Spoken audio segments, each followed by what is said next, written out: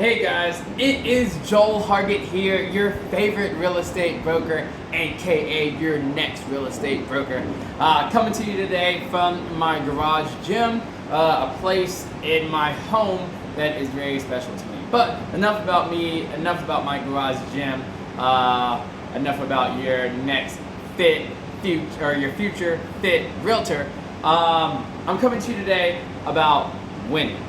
Right now, I've known a lot of different people who have come up to me and told me like, hey, I'm having a hard time winning in this real estate market.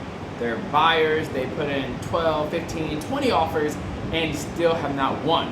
So I'm coming to you today with some helpful tips that will help you win your next offer in the state of North Carolina. So tip number one. The first thing that you should do is hire a real estate broker. Why do we hire a real estate broker? Because they know what they're doing, or they should. Let me back up. Hire a real estate broker who practices real estate every single day. You don't want to just hire somebody because you know them. Make sure they have credentials, or at least make sure they have a team or a mentor or a coach that backs them up on their decisions. If they're new, or if they're seasoned and they have a track record, hire them, like myself. But hire a real estate agent. We work on the contracts, we work on real estate every single day, so we know what changes come down the pipeline, we know the ebbs and flows of the market, and we know how to negotiate. That is the main reason that you hire a real estate broker. Not for them to open their door. We are not professional door openers. We are people professionals, and our main thing that we do is we negotiate. So after you hire a real estate broker, that's usually no cost to you because the seller pays their commission. Let's talk about offer price. Number two. So it is a competitive seller's market. So lately what I've been seeing is a list price at X dollars, and then the offer that actually wins is usually higher than that list price. There have been some outliers where the list price is the same or below, but usually if it's a hot house and you want it, you're going to have to offer a little bit more, if not a lot more, than what they're asking. Well, Joel, my future real estate broker, your favorite real estate broker, how do I know what to offer? That is a great question. This is what you do. That real estate broker that you hired should have access to something called the multiple listing service. The multiple listing service will show us what homes have recently sold for, but it also tells us what they were listed for. So what I do with my clients, if there's a home that they like, they want to put an offer in on, I go look back in that area for comparable homes, and I see what homes listed for, what the seller put it on the market for, how fast it went under contract, and then I also let them know what it closed for. Again, lots of times that closes for way more than what they listed it for. So if the home is $330,000, if it went under contract in one day, then I might see that it closed for $350,000. So that means the winning bid or the winning offer went $20,000 over what the asking price is. So make sure your realtor is doing that for you, going through and letting you know what a competitive offer would be. But when they do that, think about appraisals. They'll talk to you about that as well. If you use me as your real estate broker, which you will because I'm your favorite real estate broker, aka your next real estate broker, I'll go over appraisals with you. So something else to think about is the due diligence fee. So in a buyer's market, yes, it can be important, but it's not nearly as important as that is in a seller's market. So that due diligence fee is going to let that seller know how serious you are about purchasing their home. That due diligence fee is going to be taken immediately once you go under contract and given to the seller. That money is going to be kind of like for them to take their home off the market. In a way, it's still marketed, so don't get that twisted. But it's kind of like taking their home off the market, accepting your contract, and that buys you time to inspect the home, see if you really want it, get it appraised, which again, reach out to me because that's a very important part. I'll tell you about that as well, especially if you're not already represented by an agent or a broker. I can explain a little bit more about that to you. But that due diligence fee is going to be very important. The higher that due diligence fee is, the more likely you are to win that home if you have a solid offer price, because that money, most circumstances, is not coming back to you. That seller gets that money whether you stay under contract with the home or you break away. So that due diligence fee is important. All right, due diligence time. A lot of sellers now, since it's a seller's market, they want a short due diligence time. That means you have a short amount of time to figure out whether you want their home or not, because they don't want to be under contract forever. They want to get their home sold. So if you have a short amount of time to make your decision, then that's more appealing to the seller. What I usually do is I get all my ducks lined up in a row. Before we put in an offer on the home, I reach out to the lender.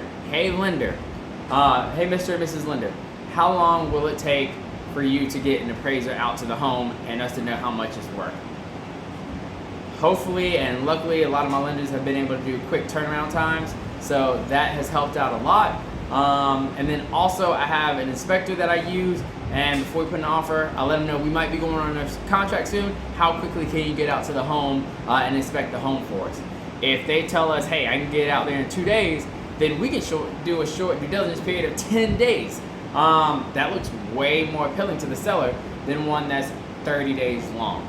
I usually stay with about 2 weeks, which has been pretty good. But again, if it's a home that my client really likes, then 10 days can get it done. We might have to pay for a rush appraisal to get done. But as long as we get all that stuff done in that due diligence period, we are good to go. All right.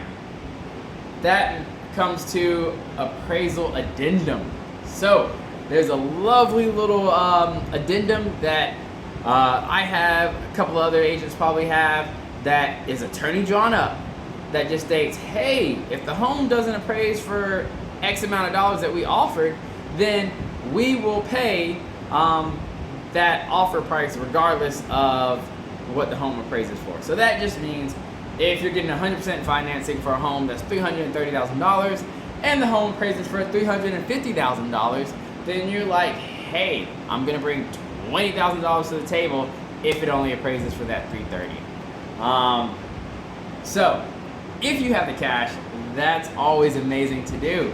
If you don't have the cash, that puts us a little bit in the bind. You can always negotiate when it comes down to there, but we're talking about winning offers. So that is something that helps win offers. I'll talk about, reach out to me if you have some questions about that.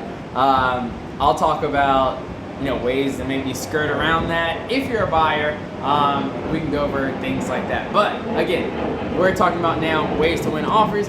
That is another tool in a realtor's toolbox, a good realtor's toolbox, aka your favorite real estate broker, aka your next real estate broker. That's a tool in my toolbox that can help you win an offer as well, or that your other realtor can help you win an offer with.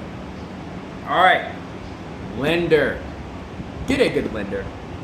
If you get a good lender, they can actually reach out to the listing agent and say, hey, my client is ready to roll. We went through all their financials. They're good to go.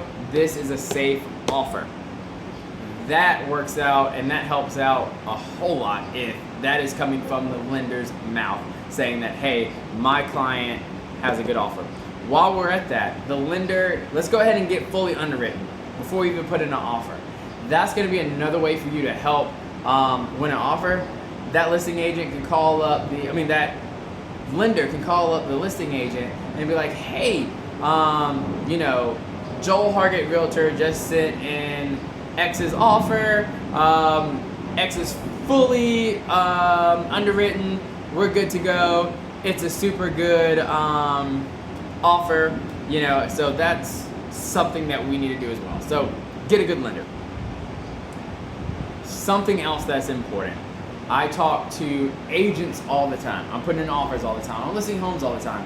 Something that agents will tell listing agents will tell their sellers is whether the contract looks good or not. How do we know that? Did your realtor fill out every section? For me, when I'm filling out an offer, I don't leave any blanks up there. So if there's a section that we don't need, I put N/A, non-applicable. If it's the listing agent's information, I fill out their information for them because I have it. That makes it look to the listing agent that, hey, this agent has their stuff together. If they have their stuff together, they know how to make this deal work, and the likelihood of getting this deal done and to closing and both parties happy, as in A, buyer gets the home, and B, seller sells the home, it's probably going to be good if we go with this agent. So I've had multiple listing agents come to me and tell me, we picked your offer, your client's offer, Joel, because you filled out the contract fully, and we felt that going with you was going to be a smooth transaction. So make sure you get a realtor that knows how to fill out that contract fully. And another thing to do, have your realtor, I do it anyways, but have your realtor reach out to the listing agent. Why is this important?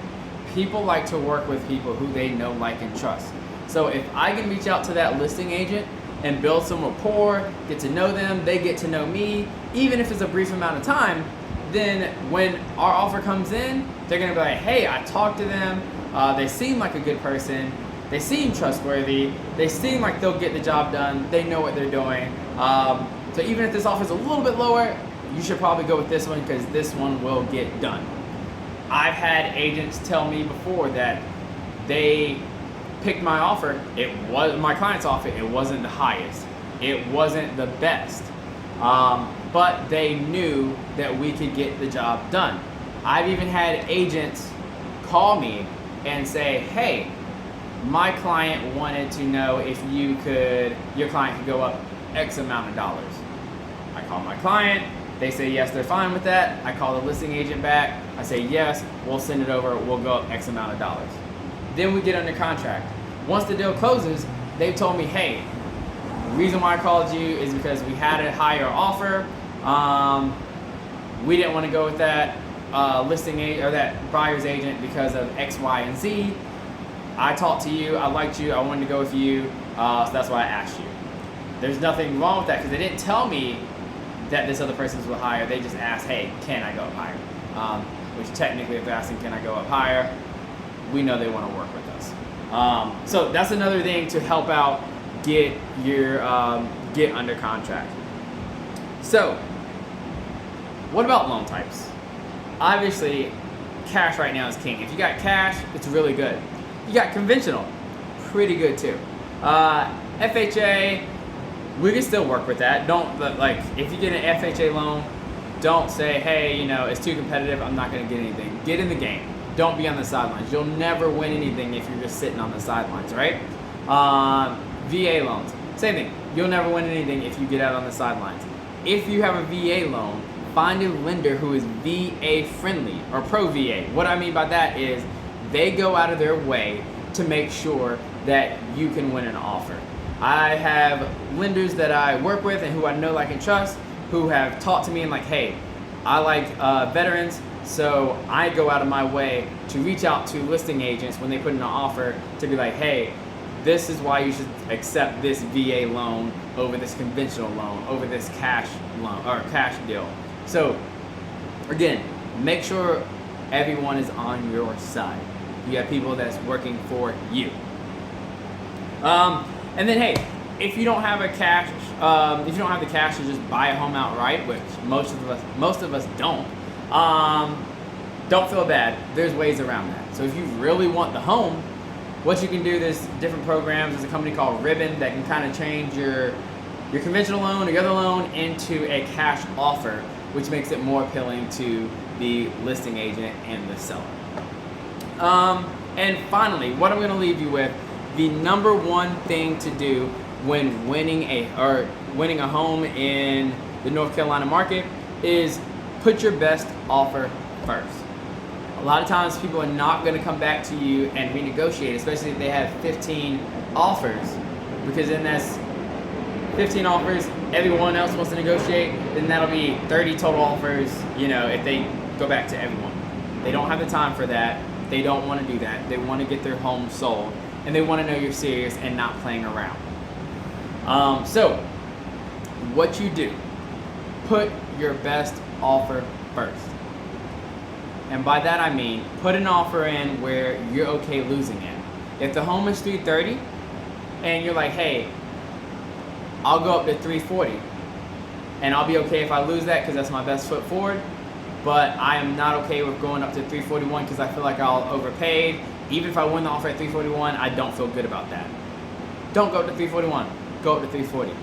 But if you're like, hey, I'm gonna put in $340 today, but if my realtor calls me tomorrow and say, hey, I lost the contract because I didn't want to go up to $345, and knowing in your heart that, hey, I could have went up to $345, $347, and you're gonna be upset about that, put your best foot forward, okay? This is not the time to try to get a deal on homes that just come out. There are deals to be had out there, and I can go over how to get deals in a seller's market with you if you'd like. You can reach out to me at 704-996-6496 or joel.hargett@exprealty.com, and I can go over how to find deals in a seller's market because there's different things that you look for. But right now this is just tailored to winning in a seller's market, and I'm talking about, you know, those hot homes that everyone likes. So again, thank you for your time. Please like and subscribe. Share my video if you'd like to someone else that it would help them out. And I am licensed in North Carolina. I'm also licensed in South Carolina. So if there's a home that you'd like to see, you know, buy or sell in North Carolina, South Carolina, let me know. And then also I have great realtor partners in every state. So if there's something you want to see anywhere in North Carolina, and there's a couple places overseas, reach out to me. I would love to help you out. And if you're just getting into real estate, or if you've been into real estate, I would love to meet with you, talk with you about your journey as well. Or if you have some great tips, let me know. Put in the comments below what's helped you win offers, because these are just my tips that have worked for my clients. But there's different avenues to get a win, guys. So let me know down in the comments what have worked for you. Let me know what items you're gonna use from what I just told you to get into that house of your dreams. And I look forward to hearing from you. Again, like and subscribe, and reach out to me if there's anything that I can do to help. Again, that phone number is 704-996-6496. Y'all have a great day, guys. Make it blessed.